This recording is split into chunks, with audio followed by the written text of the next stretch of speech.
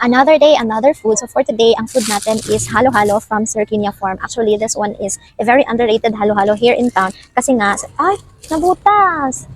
Okay, I don't have any other bowl na malaki. So ito lang siya. So dito natin siya i-transfer. Nasira pala. Hindi ko napansin kanina kasi nahulog ito ng asawa ko. Kasi naka-freezer siya. Kahapon pa ito namin binili from Circinia Farm. Tapos, ngayon ko lang siya kakainin kasi ngayon lang ako nag-crave nito. Ako, ilang beses na akong nakapag-take out sa kanila. Sobrang daming beses na talaga. Oh my God. I don't know if I'm doing it right. Ayan.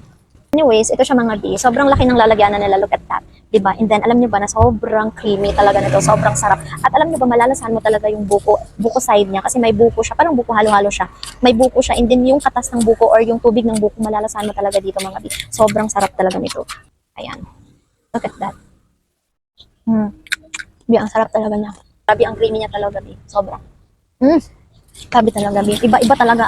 Ayan, B. Natunaw na yung ice. And ipapakita ko sa inyo yung laman. Diba? Ang dami, B. Look at that. Nag-uumapaw yan, B. Diba? Hindi commercialized yan, B. Ang daming laman. Wow. Sarap. Sarap ito.